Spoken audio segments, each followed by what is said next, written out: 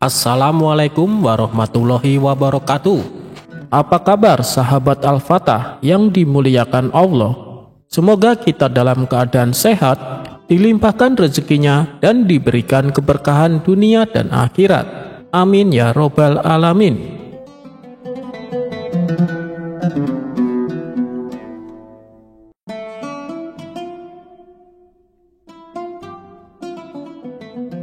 Di kota yang sibuk, Abu Nawas memiliki seorang tetangga baru, seorang saudagar kaya yang bernama Tuan Mahmud.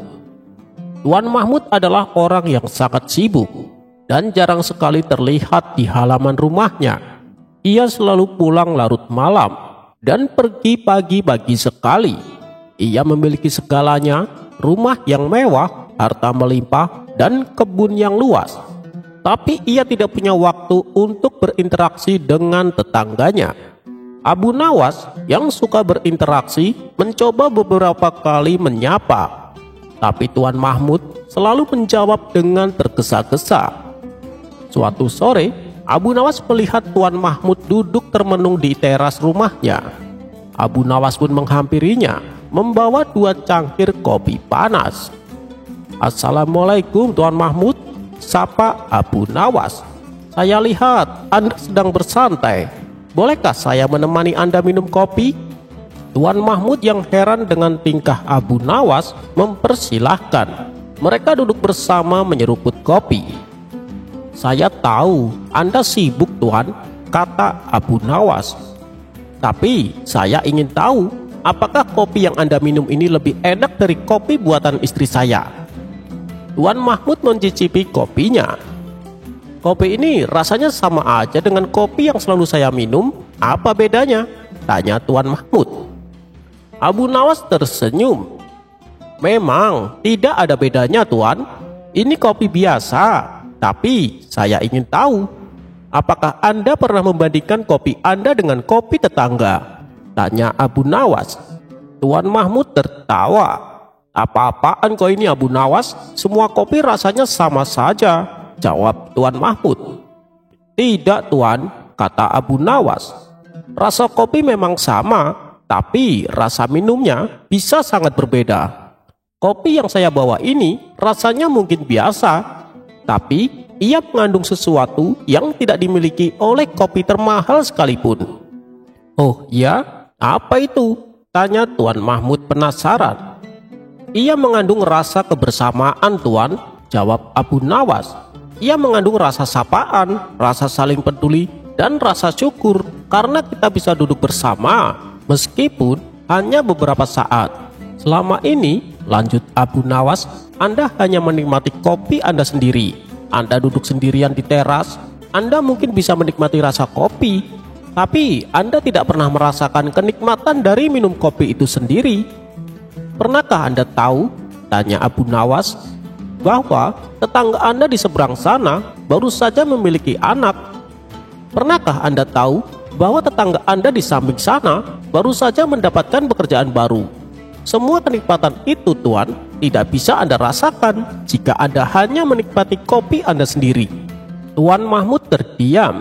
Ia merenungkan perkataan Abu Nawas. Ia menyadari bahwa ia memang sangat sibuk, terlalu sibuk hingga lupa pada hal-hal kecil yang paling berharga dalam hidupnya. Ia memiliki segalanya, tapi ia tidak memiliki teman. Abu Nawas kemudian berdiri.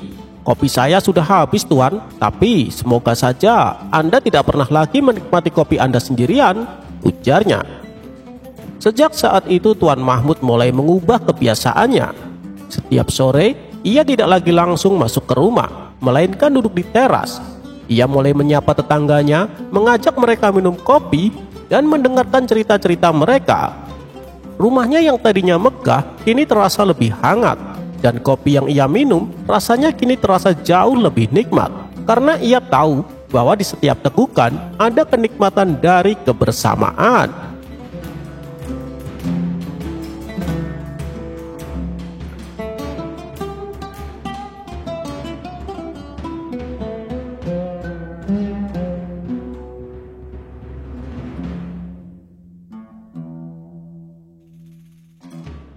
Di sebuah kerajaan yang makmur, hiduplah raja yang sangat terobsesi dengan umur panjang. Suatu hari, ia mendengar kabar bahwa di ujung dunia ada air keabadian, air ajaib yang bisa membuat seseorang hidup selamanya. Raja pun segera mengumpulkan penasehatnya. Siapa yang bisa menemukan air keabadian, akan kuberi hadiah besar. Banyak orang mencoba, tapi tak ada yang berhasil. Hingga akhirnya raja pun memanggil Abu Nawas. "Wahai Abu Nawas, kau terkenal cerdik. Aku ingin kau mencari air keabadian itu. Jika kau gagal, aku akan menghukummu." Abu Nawas mengelus janggutnya. "Baginda, mencari air keabadian itu bukan hal mudah. Tapi aku akan mencoba. Beri aku waktu 3 bulan." Raja pun menyetujuinya. Maka berangkatlah Abu Nawas mencari air keabadian. Abu Nawas tidak benar-benar mencari air itu. Ia tahu itu hanyalah mitos. Tapi ia harus menemukan cara agar bisa kembali dengan selamat. Di perjalanan ia bertemu dengan seorang pertapa tua di tengah hutan. "Tuan, bagaimana cara menghadapi raja yang tamak dan keras kepala?" tanya Abu Nawas. Petapa itu tertawa. "Gunakan keinginan tamaknya untuk melawan dirinya sendiri." Mendengar itu, Abu Nawas tersenyum. Ia tahu apa yang harus dilakukan. 3 bulan berlalu, Abu Nawas kembali ke istana dengan membawa sebuah kendi berisi air biasa. Raja sangat gembira. "Kau berhasil, Abu Nawas. Mana air keabadiannya?" Dengan hati-hati Abu Nawas menyerahkan kendi itu. "Baginda, ini adalah air keabadian yang sangat sakti. Tapi ada satu syarat sebelum meminumnya." Raja mengerutkan dahi. "Syarat apa itu, Abu Nawas?" tanya Baginda Raja. "Air ini hanya bekerja jika Baginda adalah orang paling baik dan adil di dunia. Jika ada satu saja orang yang pernah merasa terzolimi, maka air ini akan berubah menjadi racun mematikan." Raja mendadak terdiam. Ia melihat kendi itu, lalu melihat para menterinya. Para rakyat yang hadir pun mulai berbisik-bisik. Apakah Baginda benar-benar tidak pernah berbuat zolim? Raja mulai berkeringat. Ia tahu selama ini ia sering bertindak semena-mena. Jika ia meminum air itu dan ternyata ia bukan orang paling adil, maka ia bisa mati. Pelan-pelan raja menaruh kendi itu kembali di atas meja. Lalu ia berkata dengan suara lirih, "Abu Nawas, aku rasa aku belum pantas untuk ini. Simpan saja air ini baik-baik." Abu Nawas tersenyum. "Tentu Baginda, kapanpun Baginda sudah yakin bahwa Baginda adalah raja paling adil, air ini selalu siap untuk diminum." Sejak hari itu, raja mulai berubah. Ia lebih bijaksana dan lebih peduli pada rakyatnya. Dan setiap kali ia merasa ingin berbuat curang, ia selalu teringat kendi itu. Dan tentu saja, Abu Nawas tahu bahwa air itu hanyalah air biasa.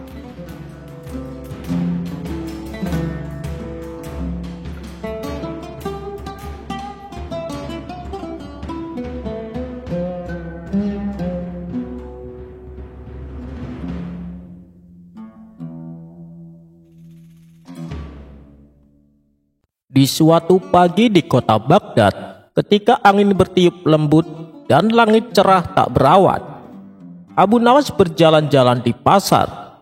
Ia baru saja menerima sekantong roti tawar dari seorang pedagang yang memberinya secara cuma-cuma sebagai tanda hormat. Sambil mengunyah roti itu dengan santai, Abu Nawas mendengar sekelompok orang yang sedang berdebat di pinggir pasar. Suara mereka naik turun seperti orang bertikai soal perkara penting. Padahal yang mereka bahas hanyalah satu hal. Apakah roti tawar itu ada rasanya atau tidak? Abu Nawas seperti biasa, tidak tahan melihat orang bertengkar tanpa arah. Ia pun mendekat dengan roti tawar di tangannya dan berkata, "Wahai saudara-saudaraku, ada apa kalian ribut-ribut pagi-pagi begini? Apakah ada peperangan?" pencurian, atau pertikaian soal istri dua? Tanya Abu Nawas dengan santai. Seseorang menjawab, bukan Abu Nawas, kami hanya sedang membahas perkara penting, yaitu roti tawar. Temanku ini bilang roti tawar itu tidak ada rasanya, tapi aku bilang ada. Sekarang kami jadi bertengkar, jawab salah satunya. Abu Nawas tersenyum dan duduk di antara mereka. Perkara roti pun bisa jadi perdebatan besar ya. Baiklah, mari kita bahas dengan cara orang bijak. Aku akan jadi penengah, ujar Abu Nawas. Semuanya setuju. Mereka duduk membentuk lingkaran seperti majelis ulama dadakan. Si penentang rasa berkata, roti tawar itu hambar, tidak manis, tidak asin, tidak gurih. Kalau dimakan tanpa mentega atau selai, rasanya seperti mengunyah kain basah. Maka aku nyatakan kalau roti tawar itu tidak punya rasa, ujar si penentang rasa. Si pendukung rasa membalas, itu tidak benar. Justru keunikan roti tawar adalah rasanya yang lembut, sedikit gurih, dan teksturnya yang khas. Tidak perlu rasa mencolok, tapi tetap terasa, jawab si pendukung rasa. Mereka saling menatap seperti singa dan harimau. Lalu semua menoleh ke Abu Nawas. Bagaimana menurutmu Abu Nawas? Tanya mereka. Abu Nawas mengunyah pelan sisa roti tawar di tangannya. Ia memejamkan mata seolah sedang menelaah rahasia alam semesta. Lalu membuka mulutnya dengan gaya dramatis. Inilah salah satu pertanyaan paling sulit dalam hidup. Apakah roti tawar memiliki rasa? Dan aku Abu Nawas akan menjawabnya besok pagi, jawab Abu Nawas. Besok pagi? Semua orang serempak memprotes. Tenanglah. Untuk menjawab ini, aku harus bermeditasi, berpuasa, dan berbicara dengan roti itu sendiri, jawab Abu Nawas santai. Orang-orang pun membubarkan diri, penasaran akan jawaban esok hari. Singkat cerita, pada keesokan paginya, semua orang berkumpul lagi di tempat yang sama. Bahkan para pedagang menutup lapaknya lebih awal. Seorang penjual kopi bahkan membawa roti tawar sepiring penuh untuk sesi uji rasa. Abu Nawas datang dengan jubah bersih dan wajah penuh wibawa. Ia naik ke atas peti kayu agar suaranya terdengar jelas. Ia pun mulai berpidato. Saudaraku sekalian, setelah semalam merenung, aku sadar bahwa pertanyaan tentang rasa roti tawar bukan hanya pertanyaan tentang lidah, tapi tentang hati. Mendengar itu orang-orang mulai bingung, tapi Abu Nawas melanjutkan, bagi sebagian orang roti tawar memang terasa hambar, tapi bagi mereka yang lapar, roti tawar bisa terasa seperti pesta. Rasa tidak hanya datang dari makanan, tapi juga dari suasana, dari kondisi, dari harapan. Lalu ia mengambil sepotong roti dan berkata, bila kau makan roti ini sambil duduk di bawah hujan, sedih karena ditinggal kekasih, maka rasanya pahit. Tapi jika kau makan ini saat kau sedang jatuh cinta, mungkin rasanya manis. Maka siapa bisa bilang rasa itu tetap? Orang-orang terdiam terpukau. Tiba-tiba ada seorang anak kecil muncul dari belakang dan berkata, tapi paman, semua itu tidak menjawab pertanyaannya. Roti tawar ada rasanya atau tidak? Abu Nawas tertawa. Benar juga kau nak. Baiklah, aku akan jawab dengan jujur. Dengarlah semua. Ia menunjuk roti dan berkata, roti tawar memang punya rasa, tapi rasanya itu sangat pemalu. Ia tak suka tampil mencolok seperti sambal atau kecap. Ia muncul pelan-pelan ketika kau mengunyah dengan sabar. Jadi, jika kau merasa roti tawar itu tidak ada rasanya, mungkin karena kau makannya terlalu cepat. Semua orang tertawa terbahak-bahak. Sejak saat itu, perdebatan soal roti tawar pun selesai. Dan setiap kali seorang berkata roti tawar tidak ada rasanya, warga Baghdad akan menjawab, kau makannya terlalu cepat, seperti tidak punya waktu untuk rasa.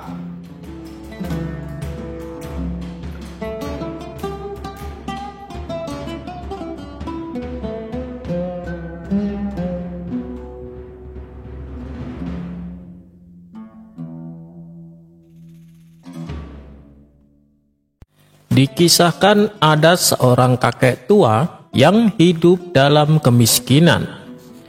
Terkadang dalam sehari ia menahan lapar karena tidak ada makanan.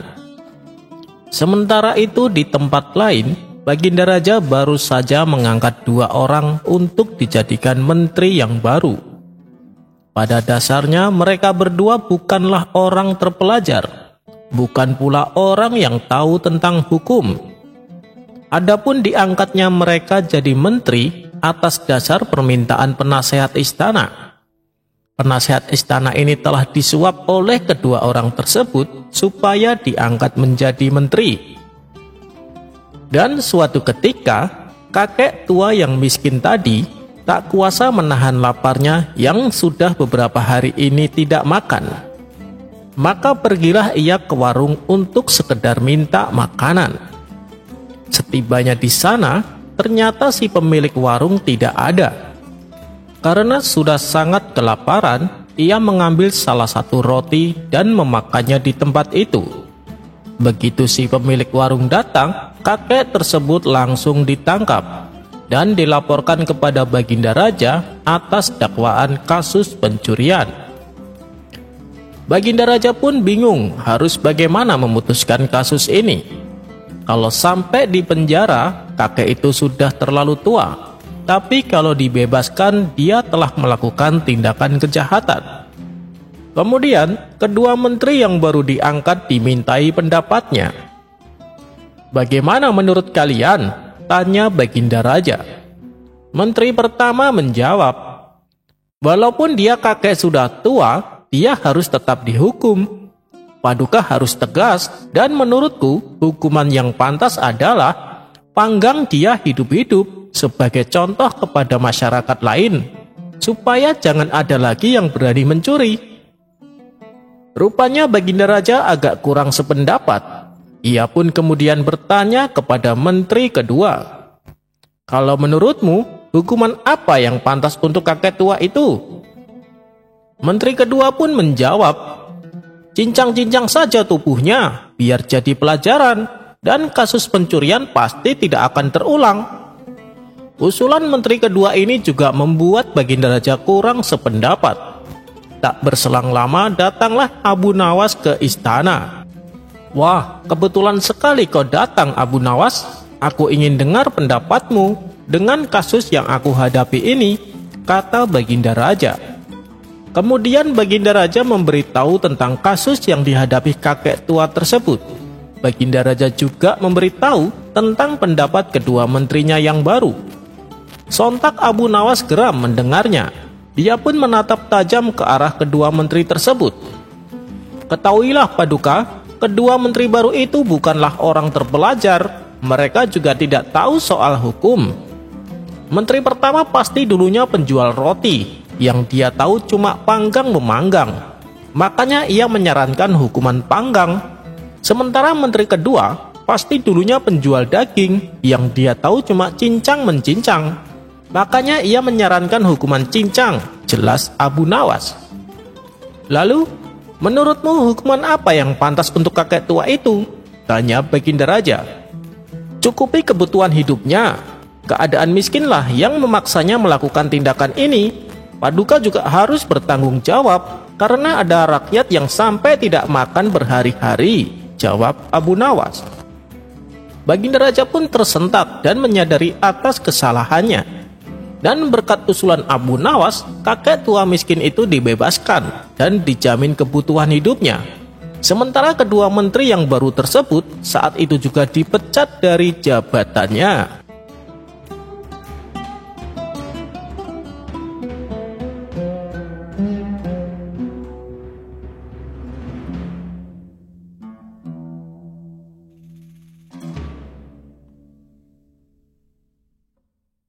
Suatu ketika Abu Jahil akan mengadakan pesta di rumahnya.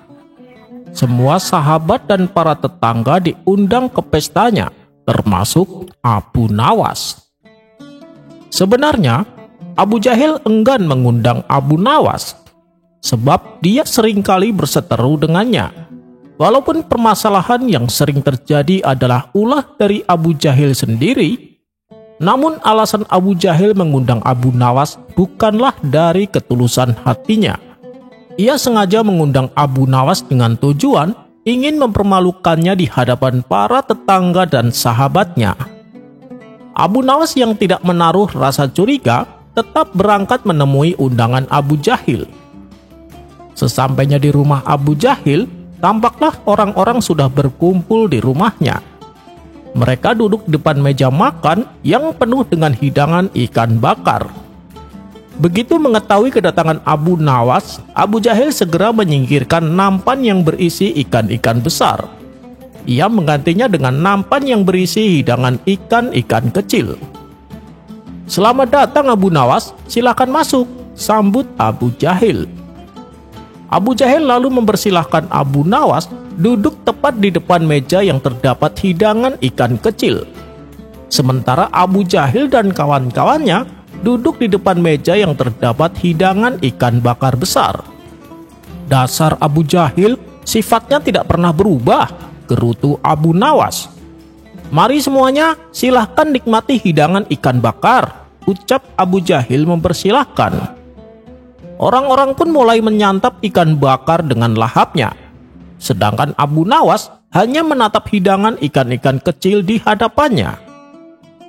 "Kenapa diam saja Abu Nawas? Silahkan dimakan hidangannya," kata Abu Jahil meledek. "Terima kasih Abu Jahil," balas Abu Nawas. "Bila aku berterus terang meminta ikan yang besar, pasti Abu Jahil akan mempermainkanku. Sebab itu yang Abu Jahil tunggu-tunggu," pikir Abu Nawas. Lalu dengan hati-hati Abu Nawas mengambil satu ikan kecil di hadapannya dan menempelkannya di telinga. Melihat tingkah Abu Nawas ini membuat Abu Jahil meledeknya kembali. "Kamu akan memakan ikannya lewat telinga Abu Nawas," ledek Abu Jahil. Dengan ekspresi muka serius, Abu Nawas berkata, "Tidak Abu Jahil, ikan kecil ini sedang berbicara padaku. Apakah kalian dengar apa yang diucapkan ikan kecil ini?" tanya Abu Nawas kepada para tamunya. Seketika orang-orang di sana terkejut mendengar penuturan Abu Nawas, termasuk Abu Jahil sendiri. "Tidak Abu Nawas, memangnya apa yang dikatakan ikan itu?" tanya mereka penasaran. "Sesungguhnya ikan kecil ini berkata kepadaku, ia memberitahuku kalau ikan-ikan besar yang ada di sebelah sana yang telah memakan ayahku sewaktu mati tenggelam di laut. Ikan kecil ini menyuruhku untuk balas dendam dengan cara memakannya kembali," ucap Abu Nawas menjelaskan. Spontan seluruh yang hadir pun tertawa dengan ucapan Abu Nawas ini. "Abu Jahil, kalau kamu tidak memberikan ikan besar itu padaku, maka terpaksa aku akan merebutnya. Karena sudah bertahun-tahun aku ingin membalaskan dendam kematian ayahku. Dan ternyata disinilah aku menemukan pembunuh ayahku," ujar Abu Nawas. Orang-orang pun kembali tertawa mendengarnya. "Kurang ajar Abu Nawas, ada saja cara dia meminta ikan yang besar," pikir Abu Jahil. Dan terpaksa ia pun menaruh hidangan ikan besar di hadapan Abu Nawas. Rencananya untuk mempermalukan Abu Nawas mengalami kegagalan untuk kesekian kalinya.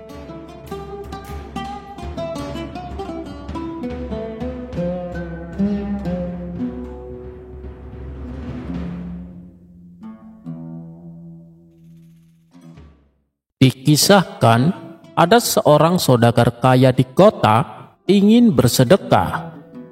Ia ingin memastikan bahwa sedekahnya diberikan kepada orang yang benar-benar miskin. Maka ia pun berkeliling kota mencari orang yang tampak membutuhkan. Di sudut pasar, saudagar itu melihat seorang pria yang duduk termenung dengan pakaian compang-camping. Wajahnya tampak muram dan tubuhnya kurus kering. Tanpa berpikir panjang, saudagar itu menghampirinya dan menyerahkan sekantong uang emas. "Terimalah ini, aku ingin membantu orang-orang yang kesusahan," kata saudagar itu. Pria itu terkejut, tetapi dengan cepat menerima kantong emas tersebut. Namun saat saudagar beranjak pergi, tiba-tiba seorang penjaga pasar datang sambil berteriak, "Tangkap pencuri itu, dia baru saja mencopet seorang pedagang." Saudagar itu langsung pucat mendengarnya. Ia baru saja memberi sedekah kepada seorang pencuri. Sementara itu, si pencuri dengan cekatan melarikan diri bersama kantong emasnya. Si saudagar merasa malu karena sedekahnya salah sasaran. Di hari berikutnya, si saudagar kembali berjalan mencari orang yang benar-benar miskin.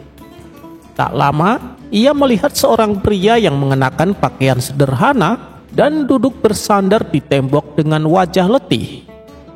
"Nah, kau pasti orang susah, terimalah sedekah ini," kata saudagar sambil menyerahkan sekantong emas lagi. Pria itu terkejut, tetapi akhirnya menerima dengan senyum ramah. Namun, keesokan harinya, betapa terkejutnya si saudagar itu ketika melihat pria yang diberikan sedekah kemarin ternyata sedang duduk di sebuah kedai mahal, makan dan minuman dengan mewah. Bahkan, pria itu ternyata adalah seorang pedagang kaya yang sedang menyamar untuk menghindari utang dagangannya. Si saudagar kembali menepuk jidatnya. "2 kali aku memberi sedekah, 2 kali pula aku salah orang," keluhnya. Di hari berikutnya, si saudagar masih belum menyerah. Saudagar itu kembali mencari orang miskin yang pantas diberi sedekah. Kali ini, ia melihat seorang pria berjanggut berpakaian lusuh dan tampak seperti gelandangan. "Ini dia, kau pasti benar-benar membutuhkan bantuan. Terima sedekah ini," kata saudagar sambil menyerahkan kantong emas untuk ketiga kalinya. Pria itu pun tersenyum dan menerimanya tanpa banyak bicara. Namun keesokan harinya, saudagar hampir pingsan melihat pria itu sedang duduk santai di taman istana, bercakap-cakap dengan Baginda Raja. Ia pun segera menghampiri dan berkata, "Hei, Abu Nawas, kenapa kau menerima sedekahku? Bukankah kau bukan orang miskin?" tanya si saudagar. Abu Nawas tertawa dan berkata, "Hei Tuan Saudagar, kau hanya melihat penampilan seseorang tanpa memastikan siapa dia. Jika aku ingin memanfaatkan sedekahmu, aku bisa saja menggunakannya sendiri.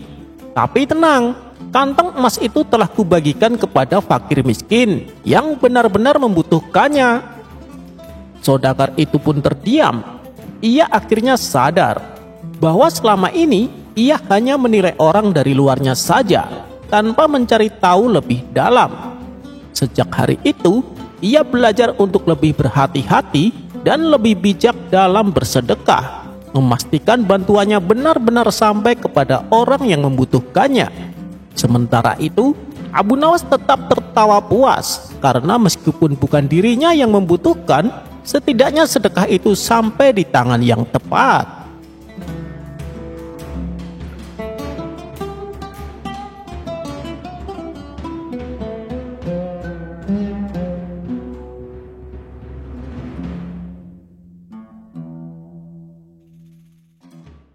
Pada suatu hari, Abu Nawas dipanggil oleh Baginda Raja. Baginda Raja sedang bosan dan ingin sekali mencari hiburan. "Wahai Abu Nawas, aku mendengar di negeri jauh ada sesuatu yang disebut harta karun. Katanya harta ini tersimpan di tempat rahasia dan hanya orang tertentu yang tahu. Apa engkau tahu apa itu harta karun?" tanya Baginda Raja. Abu Nawas yang cerdik sebenarnya belum pernah mendengar istilah itu.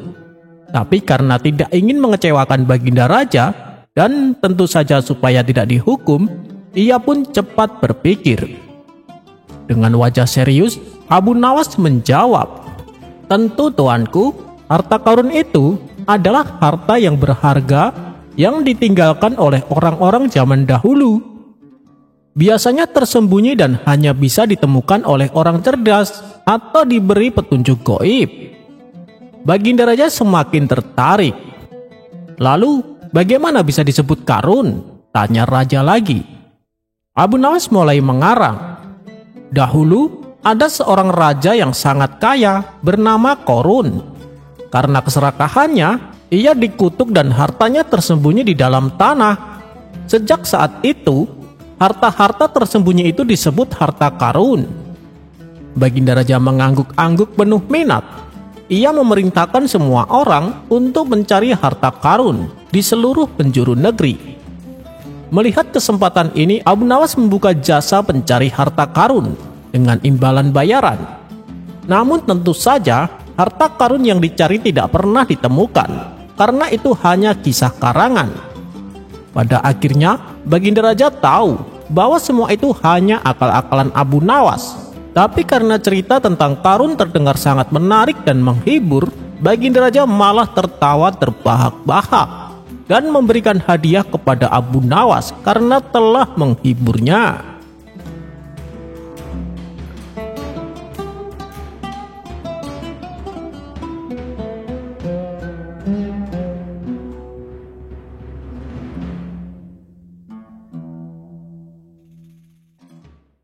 Suatu hari, Abu Nawas diutus Baginda Raja agar meninjau asrama penampungan orang-orang gila. Tujuannya adalah untuk mengetahui keadaan mereka. Sesampainya di sana, Abu Nawas melihat di antara mereka terdapat seorang pemuda yang ganteng, penampilannya bersih, tidak mencerminkan seperti orang yang gila. Merasa si pemuda diperhatikan terus, ia pun menghampiri Abu Nawas. Tuan, saya ingin mengajukan pertanyaan," kata si pemuda. "Oh, silakan," balas Abu Nawas. "Kapankah seorang yang tidur bisa menikmati tidurnya?" tanya si pemuda. "Ya, ketika dia bangun dari tidurnya," jawab Abu Nawas. "Bagaimana dia dapat menikmati tidur padahal ia sudah bangun?" tanya pemuda itu kembali. "Ya, kelezatan tidur itu sebelum dia tidur," jawab Abu Nawas. Namun pemuda itu kemudian bertanya lagi, "Lalu bagaimana dapat menikmati kelezatan tidur sedangkan dia belum tidur?" Abu Nawas menjawab, "Kelezatan dan kenikmatan tidur saat dia tidur." Mendengar jawaban Abu Nawas, pemuda gila itu merasa tidak puas. Ia pun lantas berkata, "Orang yang sedang tidur tidak bisa merasakan sesuatu. Bagaimana bisa orang yang tidak sadar bisa merasakan sesuatu?" Abu Nawas termenung mendengar jawaban pemuda itu. Kali ini ia tidak bisa menjawab pertanyaan si pemuda. Abu Nawas pun lalu bersumpah tidak akan lagi berdebat dengan orang gila.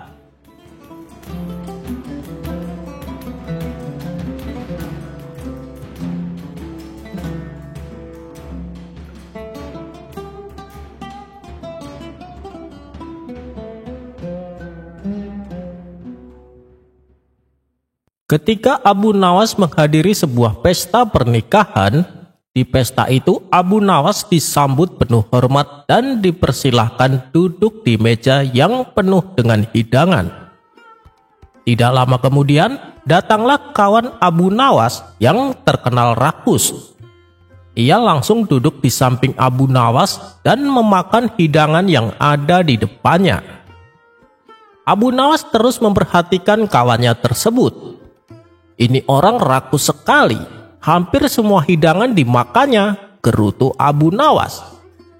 Di samping makan sebanyak-banyaknya, kawannya Abu Nawas itu sibuk pula mengisi kantong bajunya dengan makanan. Melihat kerakusan kawannya tersebut, Abu Nawas timbul ide untuk mengerjainya. Ia lalu mengambil teko yang penuh berisi air. Diam-diam, Abu Nawas menuangkan air teko tersebut ke kantong baju kawannya. Tentu saja kawannya itu terkejut dan berteriak, Abu Nawas, kamu gila ya? Masa kantong bajuku kau tuangi air?" bentak kawannya. Maaf kawan, aku tidak bermaksud jahat," tutur Abu Nawas. "Jelas-jelas kau berbuat jahat padaku. Kau ingin mempermalukan aku ya?" kata kawannya semakin geram. "Sekali lagi saya mohon maaf kawan, saya tidak ada niatan untuk mempermalukanmu. Tapi tadi kulihat betapa banyak makanan yang ditelan oleh kantong bajumu. Saya khawatir dia akan haus. Karena itulah kuberi minum, ujar Abu Nawas.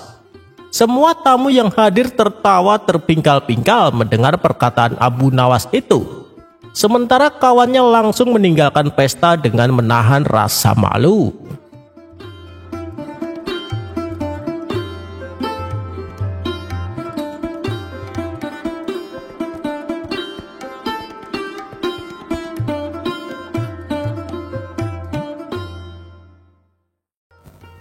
Ada-ada saja cara Baginda Raja untuk mengerjai Abu Nawas. Untuk kesekian kalinya, ia meminta sebuah keinginan yang tidak masuk akal.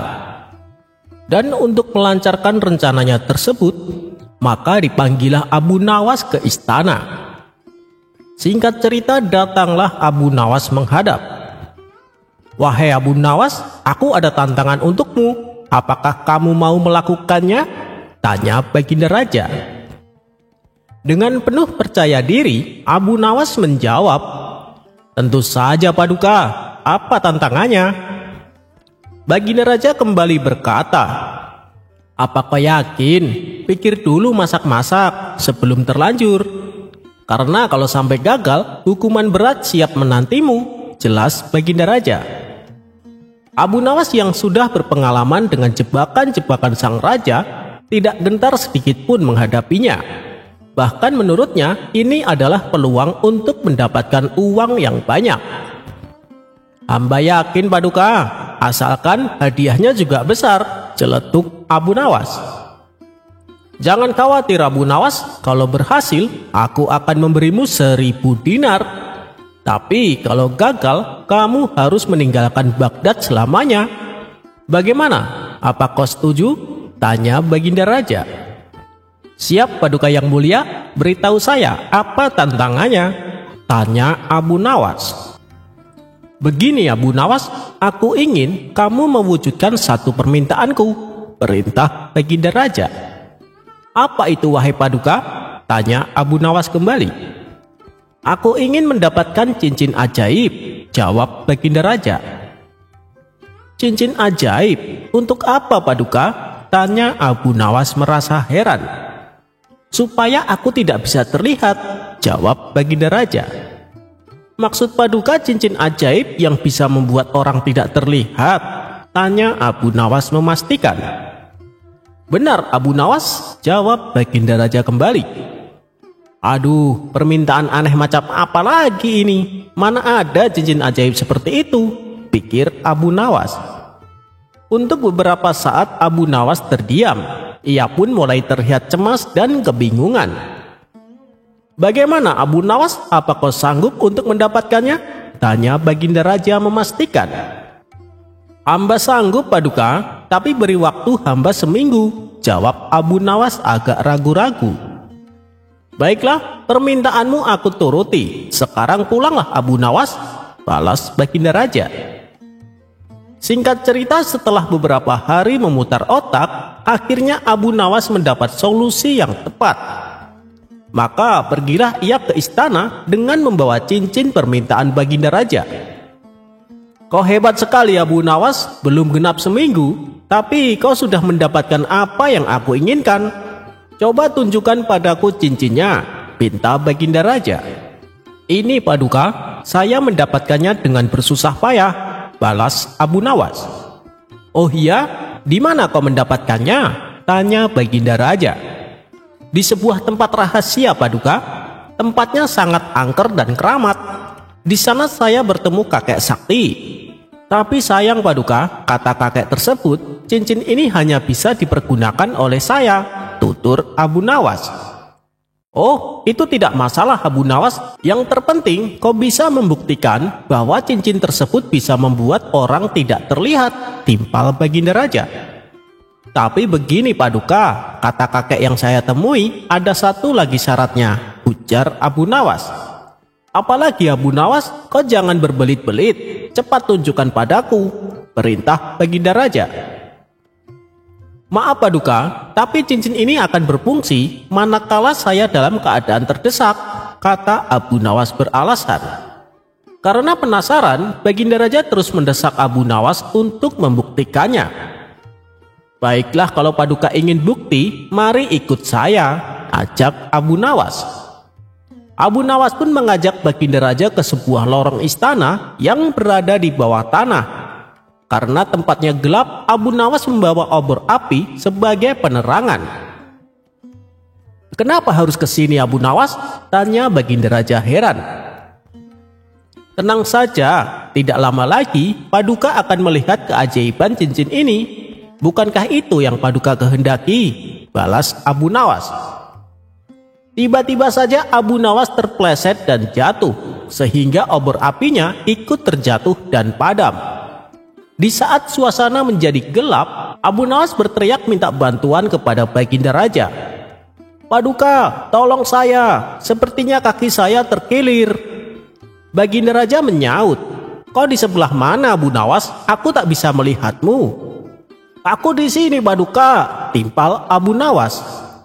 "Di sini di mana? Aku tak bisa melihatmu," ujar Baginda Raja. Tak lama kemudian Abu Nawas kembali menyalakan obor api di tangannya. "Bagaimana sekarang, Paduka? Apakah Paduka sudah bisa melihatku?" tanya Abu Nawas. "Ya, aku bisa melihatmu. Kau masih bisa berjalan kan?" tanya balik Baginda Raja. "Bisa, Paduka. Ternyata kaki saya tidak terluka," jawab Abu Nawas. Abu Nawas pun mengajak Baginda Raja untuk kembali ke istana. Ketika sudah berada di dalam istana, Baginda Raja masih heran dan penasaran. "Mana Abu Nawas? Katanya kau akan membuktikan padaku," tanya Baginda Raja. "Loh, waktu di lorong tadi saya sudah membuktikannya, Paduka," jawab Abu Nawas. "Kapan? Aku tidak merasakannya," balas Baginda Raja. "Tadi waktu saya terjatuh dan minta tolong. Di saat saya terdesak, disitulah cincin tersebut bekerja. Bukankah waktu itu Paduka tidak bisa melihatku? Bahkan saya bertanya sampai 2 kali untuk memastikan. Tapi Paduka tetap mengatakan kalau Paduka tidak melihatku," terang Abu Nawas. Menyadari akan maksud perkataan Abu Nawas, seketika Baginda Raja tertawa. Karena Abu Nawas berhasil menghibur dan membuat Baginda Raja tertawa, Abu Nawas pun diberi hadiah sesuai dengan yang dijanjikannya.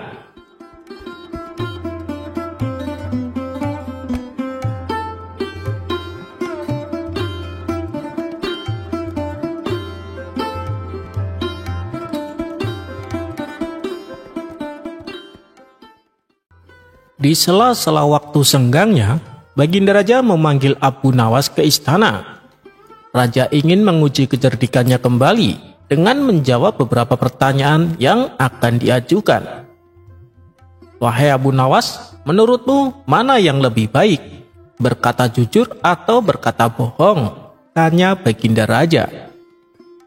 "Berkata jujur itu lebih baik, Paduka," jawab Abu Nawas. "Tetapi tidak selamanya jujur itu baik, karena terkadang kebohongan bisa menyelamatkan nyawa kita," sanggah Baginda Raja. "Maaf Paduka Raja, bisa dijelaskan apa maksud dari ucapan Paduka itu?" pinta Abu Nawas. "Begini Abu Nawas, misalnya negeri kita diserang oleh musuh. Karena kalah jumlah dan persenjataan, musuh berhasil menguasai negeri kita. Tapi mereka tidak berhasil menangkapku. Lalu mereka menanyakan kepadamu tentang persembunyianku. Apakah kamu akan berkata jujur? Padahal kamu tahu di mana aku bersembunyi. Apakah kamu tega membiarkan rajamu akan dibunuh?" tanya Baginda Raja. "Oh, kalau begitu, aku tidak akan berbohong dan tidak juga akan berkata jujur. Aku akan berkata, aku tidak tahu," jelas Abu Nawas. Baginda Raja pun menertawakan kecerdikan Abu Nawas dan menghadiahi sekantong keping emas.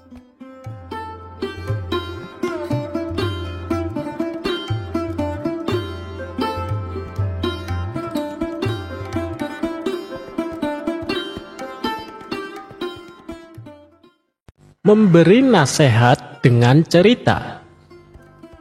Di warung tempat Abu Nawas nongkrong, salah satu kawannya terlihat murung karena sedang dirundung masalah. Tidak lama kemudian datanglah Abu Nawas. Melihat ada kawannya yang sedang murung, Abu Nawas merasa iba. Ia pun segera menghampiri kawannya tersebut. "Hei, kawan, sepertinya engkau sedang ada masalah ya? Coba ceritakan padaku," kata Abu Nawas membuka percakapan. Kawannya itu lalu menceritakan permasalahan yang sedang dihadapinya.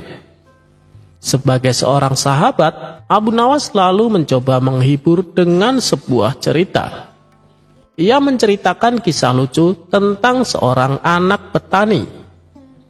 Setelah mendengar cerita Abu Nawas yang lucu itu, temannya tersebut langsung tertawa terpingkal-pingkal.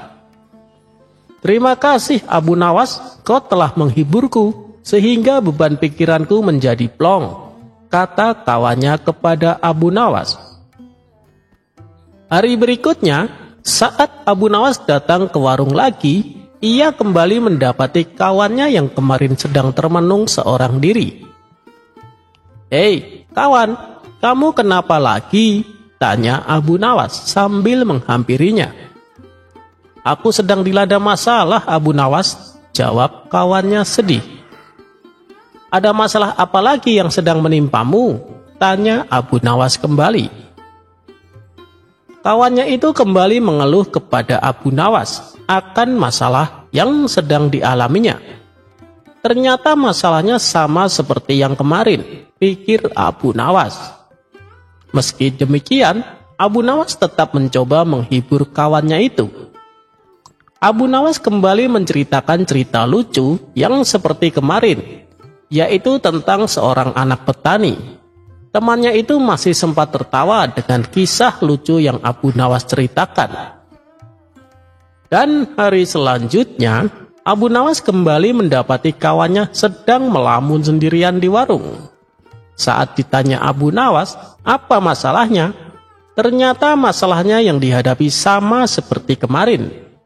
Abu Nawas pun kembali menghiburnya dengan cerita lucu yang sama. Tapi kali ini kawannya hanya diam saja. "Loh, kenapa tidak tertawa?" tanya Abu Nawas. Kawannya itu pun menjawab, "Sebab cerita lucu yang kamu bawakan sama seperti yang kemarin. Kalau diulang-ulang terus ya lucunya sudah tidak terasa, Abu Nawas." Mendengar jawaban tersebut, Abu Nawas hanya tersenyum. Ia pun lalu berkata kepada kawannya, "Jika kamu tak bisa tertawa berulang-ulang dengan cerita lucu yang sama, lantas mengapa kamu selalu mengeluh berulang-ulang dengan masalah yang sama? Padahal jika kamu mensyukuri apa yang ada, niscaya kamu tidak akan selalu mengeluh dengan masalah yang sama." Mendengar nasihat Abu Nawas itu, kawannya pun tersadar. Yang harus ia lakukan bukannya mengeluh, akan tetapi harus memperbanyak rasa syukur.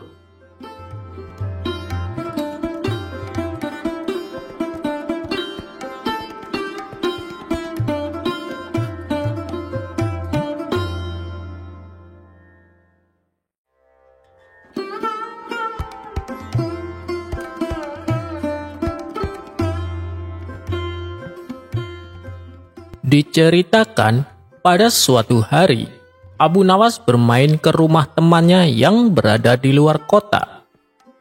Dia bernama Hasan.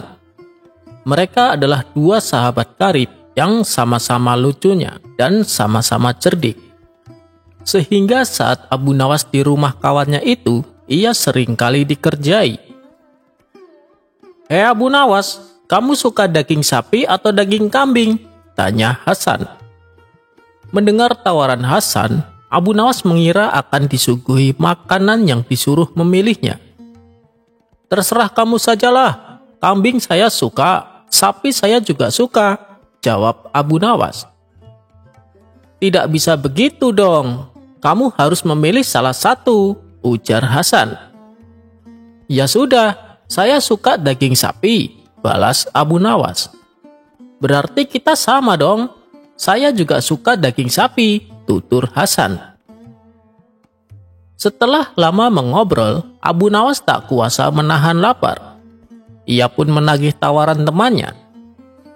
"Hei Hasan, mana makanan daging sapinya? Saya sudah lapar sekali," ucap Abu Nawas.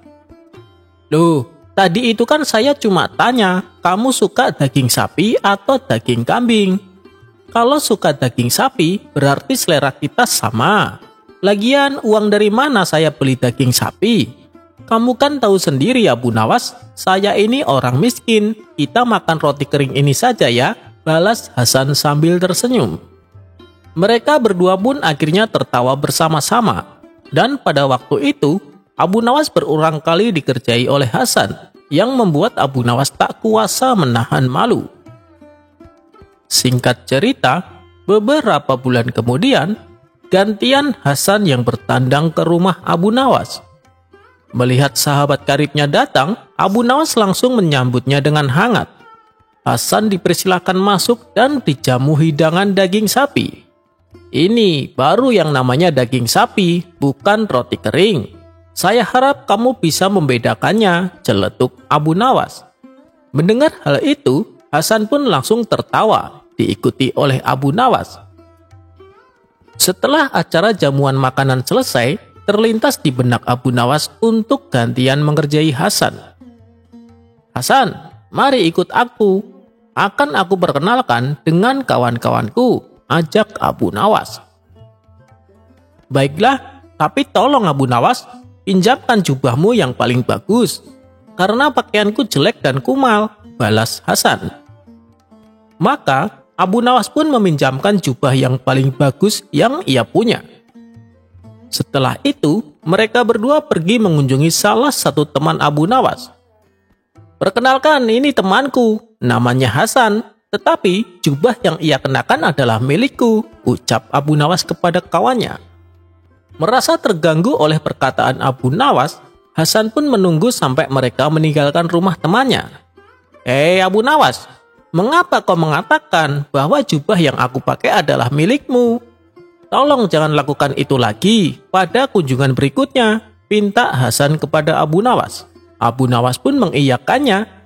Mereka lalu meneruskan kunjungan berikutnya ke rumah teman Abu Nawas yang lain. Kali ini Abu Nawas mengatakan, "Perkenalkan, ini temanku, namanya Hasan.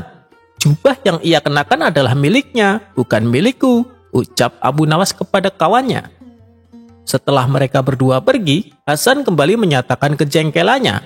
Ia pun berseru, "Mengapa sih engkau masih saja membesar-besarkan persoalan dengan mengatakan bahwa jubah ini adalah milikku dan bukan milikmu? Tolong Abu Nawas, jangan lakukan itu lagi pada kunjungan selanjutnya," pinta Hasan kepada Abu Nawas.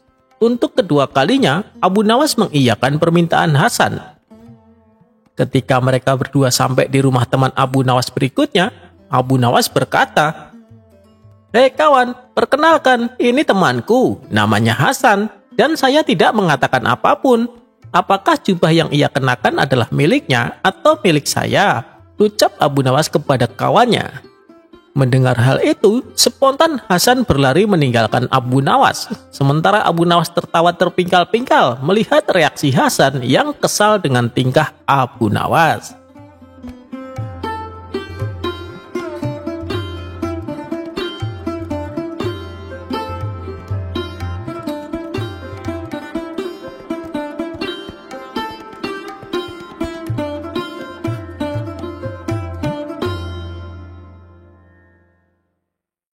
Dikisahkan, Baginda Raja sedang dirundung kesedihan.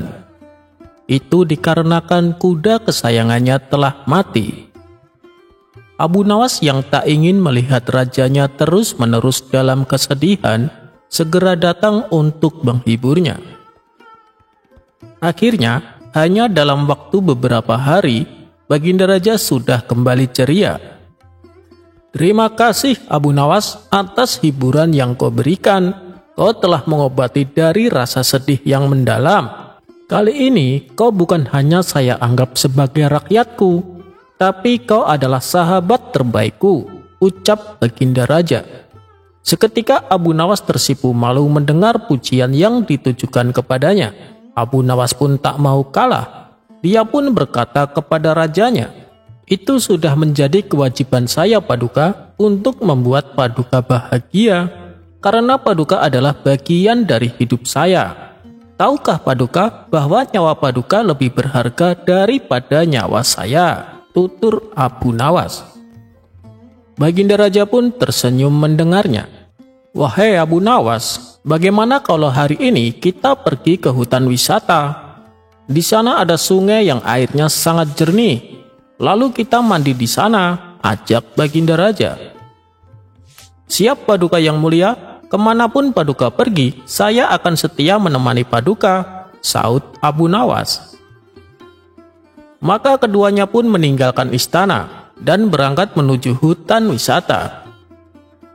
Singkat cerita, setelah menempuh perjalanan yang cukup lama, sampailah mereka berdua di tempat tujuan. Mereka berdua kemudian mandi di sungai yang airnya sangat jernih dan bersih.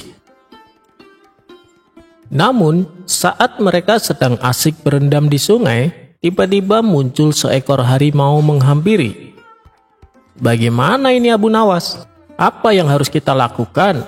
tanya Baginda Raja panik. Abu Nawas yang juga ketakutan setengah mati, terlihat kebingungan dan ikut panik. "Tenang Paduka, jangan membuat gerakan yang tiba-tiba. Saya punya sebuah ide supaya selamat," ucap Abu Nawas. "Apa rencanamu? Cepat katakan," tanya Baginda Raja semakin ketakutan. "Begini Paduka yang mulia, buatlah harimau itu agar fokus melihat ke arah Paduka," jawab Abu Nawas. Baginda Raja pun menuruti perkataan Abu Nawas. Ia membuat gerakan-gerakan kecil untuk memancing perhatian harimau tersebut. Di saat itulah perlahan-lahan Abu Nawas menjauh dari Baginda Raja dan kemudian lari terbirit-birit.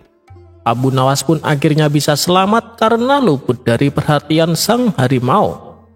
Sementara Baginda Raja begitu sangat ketakutan karena sang harimau terus saja mengawasi dirinya. "Sialan Abu Nawas, ternyata aku malah dijadikan umpan," gerap Baginda Raja. Karena tak ada yang bisa dilakukan, kemudian Baginda Raja berulang kali berteriak minta tolong. Untunglah ada sekelompok orang yang berada tak jauh dari tempat itu. Mereka pun segera berlari mendekati dan berhasil mengusir harimau tersebut. Pada keesokan harinya, Baginda Raja perintahkan beberapa pengawal untuk menangkap Abu Nawas. Setelah Abu Nawas berada di hadapannya, dengan penuh emosi Baginda Raja berkata, "Kurang ajar kau Abu Nawas, kau hampir saja membuatku mati kemarin. Kau bilang nyawaku lebih berharga daripada nyawamu. Ternyata kau bohong Abu Nawas," hardik Baginda Raja. "Tapi apa yang saya katakan itu memang benar Paduka," jawab Abu Nawas. "Benar apanya? Kau malah jadikan aku umpan kepada harimau. Itu supaya kau bisa selamat. Kau harus dihukum mati Abu Nawas karena telah berani mempermainkan rajamu," bentak Baginda Raja. "Bohong bagaimana Paduka? Yang saya katakan nyawa Paduka lebih berharga daripada nyawa saya. Bukan berarti aku rela mati demi Paduka. Begini saja Paduka, ketika Paduka dalam ancaman kematian, apakah Paduka akan memberikan yang paling berharga agar Paduka bisa selamat?" tanya Abu Nawas. "Tentu saja, bahkan seisi kerajaan rela aku berikan supaya aku selamat dari kematian," jawab Baginda Raja.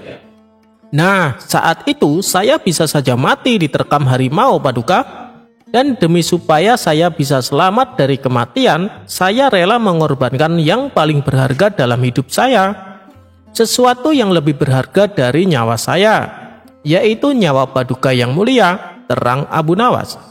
Mendengar jawaban Abu Nawas, Baginda Raja hanya terdiam. "Aku telah terkecoh dengan pujian Abu Nawas. Awas kau Abu Nawas, suatu saat aku pasti akan membalasnya," batin Baginda Raja. Berkat kecerdikan Abu Nawas, ia pun akhirnya dilepaskan kembali dan tidak jadi dihukum mati.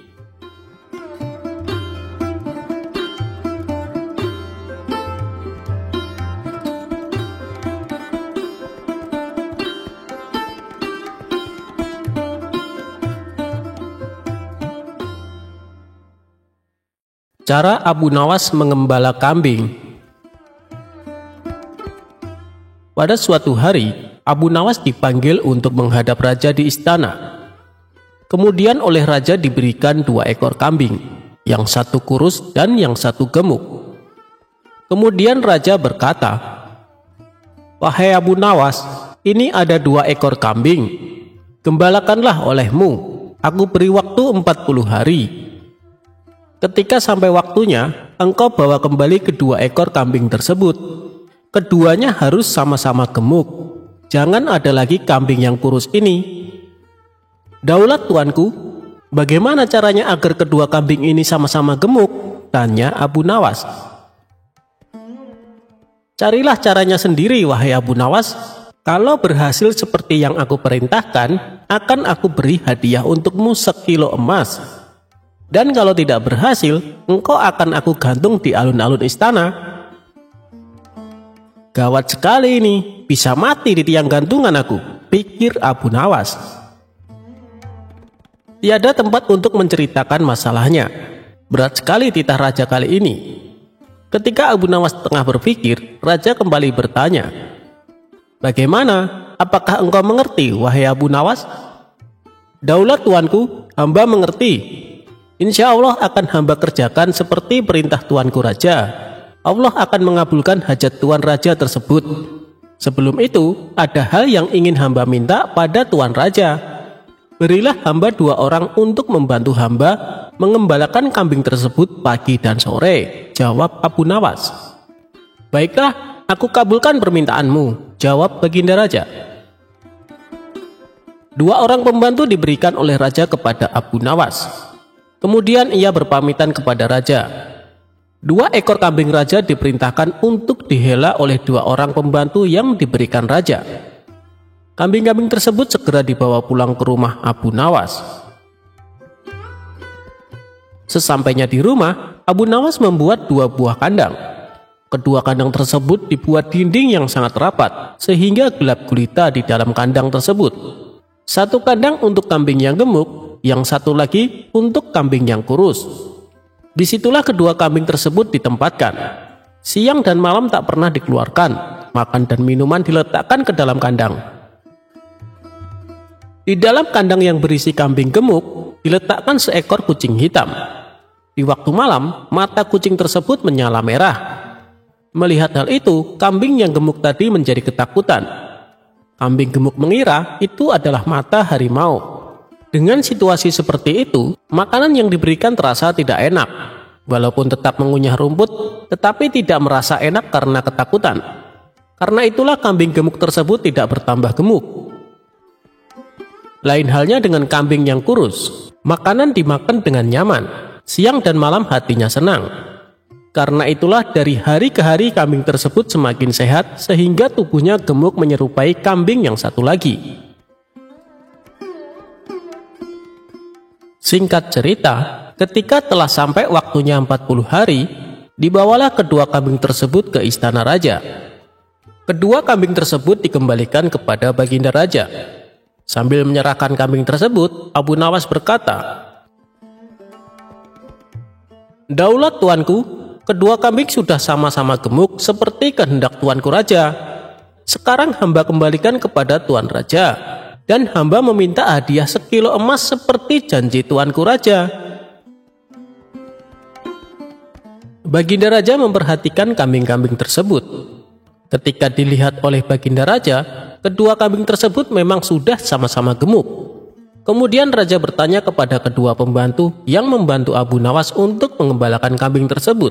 Setelah mendengar jawaban dari keduanya, Baginda Raja mengetahui kalau di dalam kandang kambing yang gemuk dimasukkan seekor kucing hitam oleh Abu Nawas. Sambil tertawa sang raja berkata, "Oh, begitu rupanya cara engkau memelihara kambing, wahai Abu Nawas. Benar-benar cerdik engkau." Setelah itu diberilah oleh raja kepada Abu Nawas 1 kilo emas seperti yang dijanjikan hadiah untuk memelihara kambing. Selamatlah Abu Nawas dari tiang gantungan.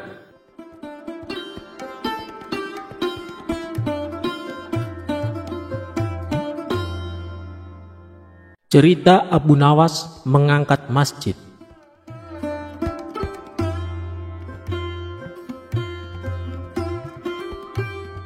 Dikisahkan, pada masa pemerintahan Baginda Raja, hiduplah seorang cerdik cendekia yang bernama Abu Nawas. Dia adalah orang yang sangat cerdik. Karena kecerdikannya itu, ia diangkat menjadi penasehat Baginda Raja. Suatu ketika, Baginda Raja dan penasehatnya ini sedang duduk-duduk di teras masjid, sambil berbincang-bincang mengenai rencana Baginda yang akan memperluas bangunan istana. Namun hal itu terkendala oleh letak masjid yang bakal terkena dampak perluasan istana tersebut. Kemudian Baginda Raja pun meminta saran kepada Abu Nawas sang penasehat. Bagaimana pendapatmu penasehat? Caranya memindahkan masjid ini, tapi jangan sampai masjid ini rusak. Karena saya suka akan keindahan masjid ini, kata Baginda Raja. Mendapat pertanyaan begitu, Abu Nawas berpikir sejenak. Begini Baginda, bagaimana kalau Raja membuat sayembara? Barang siapa yang bisa memindahkan masjid ini, Raja akan memberikan hadiah yang besar, ujar Abu Nawas. Dengan saran penasehat itu, Baginda Raja pun setuju. Baiklah kalau begitu, segera umumkan kepada rakyat. Barang siapa yang dapat memindahkan masjid tanpa ada kerusakan sedikit pun, maka akan kuberi unta sebanyak 50 ekor, kata Baginda Raja. Maka diumumkanlah sayembara Baginda Raja ini ke masyarakat. Sehingga gemparlah rakyat atas sayembara Raja tersebut. Banyak rakyat yang mendaftar dengan kelompok yang bervariasi jumlahnya. Hingga pada hari yang telah ditentukan, maka seluruh rakyat berkumpul di depan masjid yang akan dipindahkan. Wahai rakyatku yang kucintai, aku mengadakan sayembara ini untuk membuat istana supaya lebih megah, sehingga bangsa lain akan lebih hormat dengan negara kita. Barang siapa yang mampu memindahkan masjid ini, maka saya akan berikan kepadanya 50 ekor unta yang gemuk-gemuk, kata Baginda Raja. Rakyat pun menyambutnya dengan tepuk tangan. Hingga akhirnya tibalah saatnya sayembara dimulai. Namun, dari para peserta yang mendaftar ini tidak ada satupun yang sanggup memindahkannya. Sehingga Baginda Raja pun menjadi bingung. Kenapa dari peserta sayembara yang jumlahnya ratusan orang tersebut tidak ada yang mampu melakukannya? Di tengah kegundahan Baginda Raja ini, majulah Abu Nawas ke depan Baginda dan seluruh rakyat yang berkumpul. Baginda, izinkan hamba yang melaksanakan tugas ini sendirian, karena para peserta sudah tak ada yang sanggup, ujar Abu Nawas. Sendiri? Tanya Baginda Raja penasaran. Iya Baginda, kata Abu Nawas meyakinkan. Apa kamu sanggup penasehat? Kata Baginda lagi. Sanggup Baginda, tapi ada syaratnya, jelas Abu Nawas. Apa syaratnya? Pasti kupenuhi, kata Baginda dengan penuh semangat. Benarkah Baginda akan memenuhi syarat saya? Kata Abu Nawas memastikan. Benar, coba katakan, kata Baginda lagi. Masjid ini akan saya pikul sendirian, asalkan ada yang mau meletakkan di atas pundak saya Baginda, kata Abu Nawas. Raja pun berpikir, bagaimana cara meletakkan masjid ini di atas pundak Abu Nawas. Sedangkan peserta yang ratusan orang saja tidak ada yang sanggup menggeser sedikit pun masjid ini. Kemudian Raja pun berkata kepada Abu Nawas, sebenarnya apa maksudmu Abu Nawas? Tanya Baginda Raja. Sebesar itulah beban yang ada di pundak Baginda untuk memakmurkan rakyat Baginda, dibandingkan hanya memikirkan keindahan istana raja yang tidak begitu penting. Maka lebih utamakan kemakmuran rakyat terlebih dahulu, kata Abu Nawas. Mendengar perkataan Abu Nawas tersebut, maka Baginda Raja pun mengerti maksudnya. Terima kasih penasehat, karena engkau telah mengingatkanku untuk lebih arif dalam memimpin kerajaan ini, kata Baginda Raja kepada Abu Nawas. Kemudian atas perintah Raja, karena rakyat sudah pada berkumpul, maka diadakanlah pesta untuk rakyat semua. Dan semua itu ditanggung biayanya oleh Baginda Raja.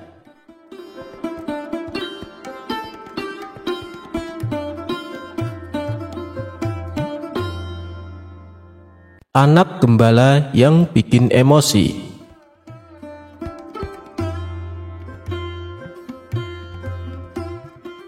Pada suatu hari, Baginda Raja menyuruh beberapa pengawal untuk memanggil Abu Nawas datang ke istana. Dengan sigap, para pengawal langsung melaksanakan tugas yang diperintahkan Baginda Raja. "Tuan Abu, Anda diminta datang ke istana sekarang juga," perintah para pengawal istana. Abu Nawas yang sedang duduk santai merasa sedikit terganggu dengan perintah tersebut. "Apakah tidak bisa menunggu besok saja? Aku sedang malas keluar," tukas Abu Nawas. "Ini titah paduka raja, Tuan. Tuan Abu harus mematuhinya," balas si pengawal. Maka dengan berat hati Abu Nawas memenuhi panggilan raja untuk datang ke istana.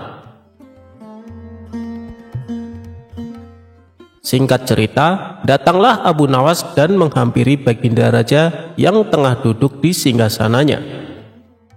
"Ampun paduka yang mulia, ada gerangan apa paduka memanggil hamba?" tanya Abu Nawas. "Begini Abu Nawas, aku akan mengajakmu jalan-jalan keluar istana. Aku ingin mengetahui kondisi rakyatku," jawab Baginda Raja. "Oh, begitu. Hamba siap menemani paduka," sahut Abu Nawas. Dengan didampingi beberapa pengawal, Baginda Raja dan Abu Nawas berjalan-jalan keliling Baghdad. Di setiap kampung yang mereka lalui membuat Baginda Raja merasa bangga dan puas, karena kondisi ekonomi rakyatnya kini bertambah makmur dan sejahtera. Hingga sampailah mereka di sebuah pedesaan yang jauh dari hiruk-pikuk keramaian kota di sana. Baginda Raja mendapati ada seorang anak gembala yang tengah duduk istirahat sambil mengamati domba-domba peliharaannya. Domba-dombanya sehat dan gemuk-gemuk. "Anak itu pasti pandai merawatnya," kata Baginda Raja dalam hati. Karena merasa penasaran, Baginda Raja lalu mengajak Abu Nawas untuk menghampirinya. "Abu Nawas, coba kau tanya anak itu, bagaimana cara dia merawat domba-dombanya?" bisik Baginda Raja kepada Abu Nawas. "Siap paduka yang mulia," balas Abu Nawas. Maka Abu Nawas pun mulai bertanya kepada si anak gembala. "Boleh saya tanya sesuatu?" ucap Abu Nawas. "Boleh, silahkan Tuan," jawab si anak. "Domba-dombamu sehat dan gemuk, kamu kasih makan apa?" tanya Abu Nawas. "Domba yang mana dulu nih, yang hitam atau yang putih?" kata si anak balik bertanya. "Domba yang hitam dulu deh," jawab Abu Nawas. "Oh, kalau yang hitam, dia makannya rumput basah," balas si anak. "Lalu, kalau domba yang putih, kamu kasih makan apa?" tanya Abu Nawas kembali. "Yang putih juga sama, dia makannya rumput basah," jawab anak gembala. Abu Nawas hanya geleng-geleng kepala mendengar jawaban tersebut. Kemudian ia bertanya kembali. "Domba-domba ini per tahunnya menghasilkan banyak bulu ya?" tanya Abu Nawas. "Domba yang mana dulu, yang hitam atau yang putih?" balas si anak gembala. Dengan sedikit kesal, Abu Nawas berkata, "Yang hitam dulu deh." "Oh, kalau yang hitam banyak, 10 kg per tahun," jawab si anak gembala. "Lalu, kalau domba yang putih berapa kilogram per tahunnya?" tanya Abu Nawas penasaran. "Yang putih juga sama Tuan," jawab si anak gembala. Sementara Abu Nawas masih bisa menahan emosinya, ia pun kembali bertanya, "Apakah domba-domba itu menghasilkan susu?" Si anak gembala menjawab, "Domba yang mana duluan, yang hitam atau yang putih?" dengan nada kesal. Abu Nawas membalas, "Yang hitam dulu deh." "Oh, kalau yang hitam, alhamdulillah, selalu menghasilkan susu tuan," jawab si anak gembala. "Memangnya kalau yang putih tidak menghasilkan susu?" tanya Abu Nawas. "Yang putih juga sama tuan, tiap bulan pasti menghasilkan susu," jawab si anak. Karena tak kuat menahan emosi, Abu Nawas lalu membentak si anak gembala. "Woi bocah, kenapa sih kamu selalu membedakan antara domba hitam dan domba putih, kalau ternyata jawabannya sama saja?" Si anak gembala spontan ketakutan dibuatnya. Lalu dengan bibir bergetar, si anak menjawab, "Maaf tuan, soalnya domba yang hitam itu adalah milik saya tuan." Mendengar alasan si anak gembala, Abu Nawas pun merasa bersalah karena terburu-buru emosi. "Oh, begitu rupanya. Maafkan saya ya, habisnya saya tadi sempat emosi." "Lalu, kalau yang putih punya siapa nak?" tanya Abu Nawas penuh kelembutan. "Yang putih juga milik saya tuan," jawab si anak. Seketika emosi Abu Nawas kembali memuncak. Ia pun memilih untuk meninggalkan si anak gembala. "Dasar bocah sialan," gerutu Abu Nawas. Sementara Baginda Raja tertawa terpingkal-pingkal melihat kejadian tersebut.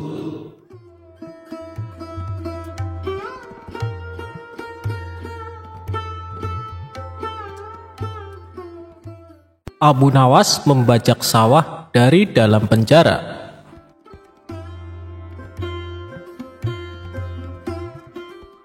Berawal dari sebuah keteledoran yang tidak bisa ditoleransi pihak kerajaan, Abu Nawas menjadi buronan Baginda Raja. Dia pun mengerahkan prajuritnya untuk menangkap Abu Nawas di rumahnya. Tibalah prajurit istana di rumah Abu Nawas. Mereka melihat Abu Nawas dan istrinya sedang mencangkul di ladang yang akan ditanami kentang. Baru mencangkul beberapa meter saja, tanpa ampun para prajurit menggelandang Abu Nawas ke penjara istana. Abu Nawas sedih karena ladangnya belum selesai dicangkul. Ditambah, sang istri tidak mungkin kuat mencangkul sendirian. Di dalam penjara, Abu Nawas berpikir keras agar istrinya tetap bisa menanam kentang. Kalau tidak, musim tumbuhnya kentang akan berlalu begitu saja. Kemudian, ia memanggil seorang penjaga penjara. "Wahai penjaga, saya ingin menulis surat rahasia untuk istriku di rumah tentang sesuatu yang sangat penting," kata Abu Nawas yang menyampaikan bahwa suratnya itu tidak boleh dibaca oleh siapapun. Si penjaga penjara tersebut langsung melaporkan keinginan Abu Nawas kepada Baginda Raja. Baginda Raja menyetujuinya. Penjaga penjara langsung mengambilkan kertas dan pena untuk Abu Nawas. Abu Nawas menulis dalam suratnya, "Wahai istriku, janganlah engkau sekali-sekali menggali ladang kita, karena aku menyembunyikan harta karun dan senjata di situ. Tolong jangan bercerita kepada siapapun."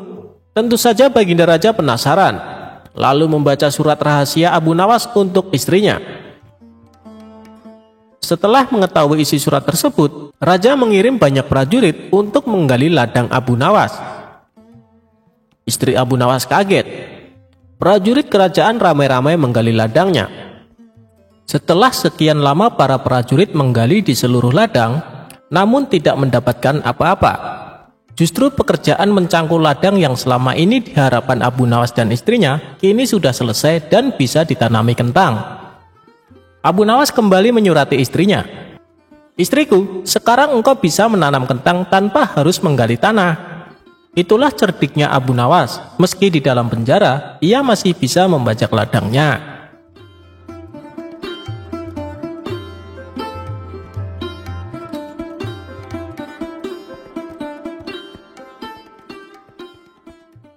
Abu Nawas memenangkan lomba berburu.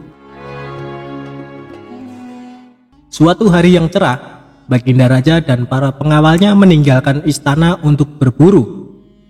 Namun di tengah perjalanan, salah satu pejabat kerajaan yang bernama Abu Jahil menyusul dengan terengah-engah di atas kudanya. Baginda, Baginda, hamba mau mengusulkan sesuatu, kata Abu Jahil sambil mendekati sang raja. Apa usulmu, wahai Abu Jahil? Tanya Baginda Raja.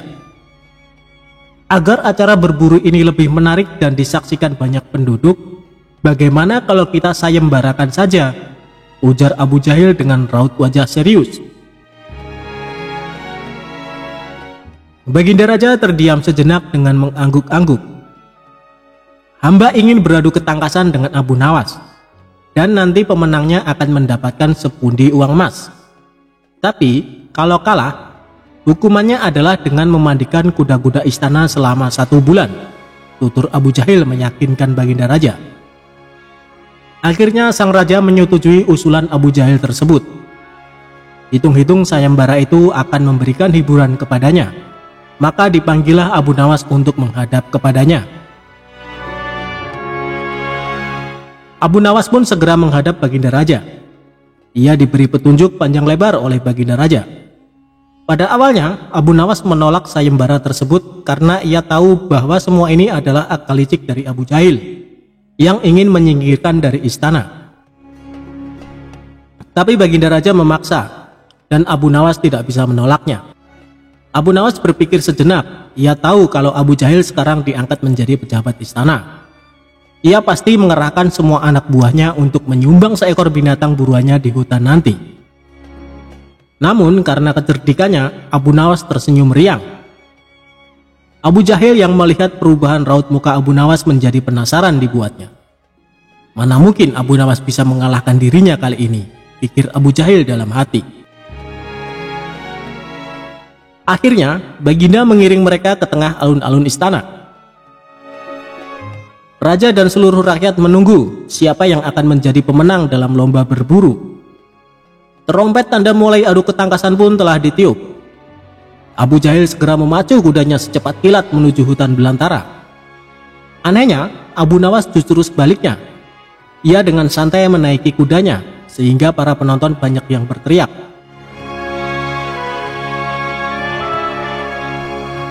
Singkat cerita, menjelang sore hari, tampaklah kuda Abu Jahil memasuki pintu gerbang istana. Ia pun mendapat sambutan meriah dan tepuk tangan dari rakyat yang menyaksikannya. Di sisi kanan dan kiri kuda Abu Jahil tampak puluhan hewan yang mati terpanah. Abu Jahil dengan senyum bangga memperlihatkan semua binatang buruannya di tengah lapangan. Aku, Abu Jahil, berhak memenangkan lomba ini. Lihat, binatang buruanku banyak, mana mungkin Abu Nawas mengalahkanku? Teriaknya lantang yang membuat para penonton semakin ramai bertepuk tangan. Tidak berapa lama kemudian terdengar suara kaki kuda Abu Nawas. Semua orang menertawakan dan meneriakinya, karena Abu Nawas tak membawa satupun binatang buruan di kudanya. Tapi Abu Nawas tidak tampak gusar sama sekali. Ia malah tersenyum dan melambaikan tangan. Baginda Raja menyuruh 2 orang pengawalnya maju ke tengah lapangan dan menghitung jumlah binatang buruan yang didapatkan 2 peserta tersebut. Dan kesempatan pertama, para pengawal menghitung jumlah binatang hasil buruan Abu Jahil. 35 ekor kelinci ditambah 5 ekor rusa dan 2 ekor babi hutan, kata salah satu pengawal. Kalau begitu akulah pemenangnya, karena Abu Nawas tak membawa seekor binatang pun, teriak Abu Jahil dengan sombongnya. Tenang, tenang, aku membawa ribuan binatang. Jelaslah aku pemenangnya, dan engkau wahai Abu Jahil, silahkan memandikan kuda-kuda istana menurut aturan lomba. Semua binatang boleh ditangkap, yang penting jumlahnya, kata Abu Nawas sambil membuka bambu kuning yang telah diisi dengan ribuan semut merah. Jumlahnya sangat banyak, Baginda, mungkin ribuan. Kami tak sanggup menghitungnya lagi, kata pengawal kerajaan yang menghitung jumlah semut itu. Melihat kenyataan itu, Abu Jahil tiba-tiba saja jatuh pingsan, dan Baginda Raja tertawa terpingkal-pingkal, serta langsung memberi hadiah kepada Abu Nawas. Kecerdikan dan ketulusan hati pasti bisa mengalahkan kelicikan.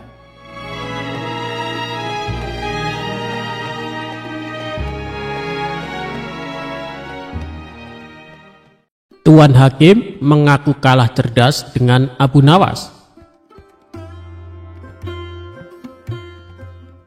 Abu Nawas suatu hari sedang melihat-lihat kebunnya yang sudah lama tidak terurus. Ketika asyik di dalam kebun, tiba-tiba ada seseorang yang masuk. "Hei, ngapain kau masuk ke kebunku?" ujar seseorang lelaki yang dijuluki Tuan Tanah kepada Abu Nawas. Abu Nawas pun kaget dan langsung membantahnya. "Apa? Ini kebun milikku tahu, kau jangan mengaku-ngaku," ucapnya. Tapi si Tuan Tanah sangat kekeh. Dia mengatakan kebun tersebut miliknya. Begitu juga dengan Abu Nawas. Keributan pun tidak bisa dihindari. Keduanya sama-sama tidak mau mengalah. Dikarenakan pada zaman itu tidak ada yang namanya sertifikat tanah, jadi Abu Nawas tak mempunyai bukti yang kuat atas kepemilikan kebun tersebut.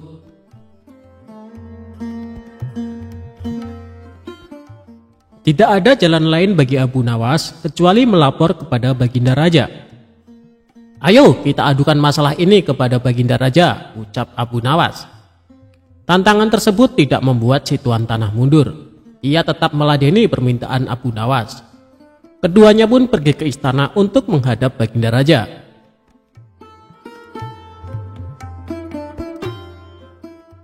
Abu Nawas pun mengadu, "Wahai Paduka yang mulia, hamba mempunyai kebun di suatu daerah, tapi tiba-tiba dia mengaku-ngaku kalau kebun tersebut miliknya," kata Abu Nawas. "Ini masalah rumit Abu Nawas. Supaya masalahnya bisa diputus secara adil, maka meski ditangani hakim yang bijaksana," ujar Baginda Raja angkat tangan. "Saya setuju Baginda Raja," balas Abu Nawas. Tapi yang menjadi persoalannya adalah siapa yang bisa menjadi hakimnya, sebab ini bukan perkara mudah. Biasanya kalau ada urusan ruwet seperti ini, Abu Nawaslah solusinya. Tapi kini justru dia sendiri yang mempunyai perkara. Jadi harus dicari hakim yang selevel dengan Abu Nawas untuk menangani kasus ini. Baginda Raja akhirnya mendapat hakim yang paling baik reputasinya di kota Baghdad. Hakim ini terkenal cerdas dan berwibawa. Orang-orang yang perkaranya ditangani olehnya selalu puas dengan hasil keputusannya. Baginda Raja yakin hakim ini pasti akan memutuskan perkara dengan seadil-adilnya. Maka pada hari yang sudah ditentukan, sidang pun dilakukan di salah satu ruang istana. Dalam sidang itu, selain pihak yang bersengketa, hadir juga Baginda Raja. Rupanya ingin tahu siapa sesungguhnya yang mengaku-ngaku dan menjadi biang kerok masalah ini. Baginda Raja yakin kalau klaim Abu Nawas atas kebunnya tidak mengada-ngada. Tetapi sangat sulit bagi dirinya untuk begitu saja memenangkan Abu Nawas sebelum sidang dimulai.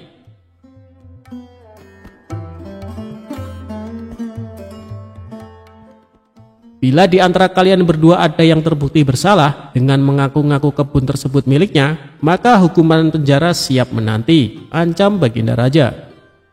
Oleh karena itu, sebelum sidang dimulai, aku kasih satu kesempatan lagi. Kalau mau jujur sekarang, aku tidak akan menghukumnya, ucap Baginda Raja mengancam. Tapi si Tuan Tanah tetap pada pendiriannya, dan sidang langsung dimulai. Untuk menguji kebenaran atas pengakuan kebun itu, maka sang hakim bertanya kepada kedua belah pihak yang bersengketa. "Berapa jumlah pohon di dalam kebunmu?" tanya hakim kepada Tuan Tanah. Si Tuan Tanah nampak kebingungan, bahkan cenderung panik. Sedangkan Abu Nawas terlihat lebih tenang, padahal dia sendiri tidak tahu jumlah pohon yang ada di kebunnya, karena tak pernah menghitungnya. Lagi pula siapa yang sudi menghitung pohon di kebun?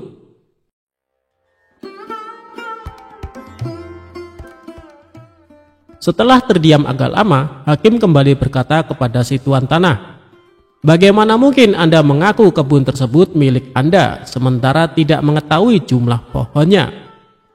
Si Tuan Tanah hanya menunduk dalam-dalam. Ia tampaknya grogi berat. Melihat Tuan Tanah ini, hakim dan Baginda Raja makin yakin kalau si Tuan Tanahlah yang berbohong.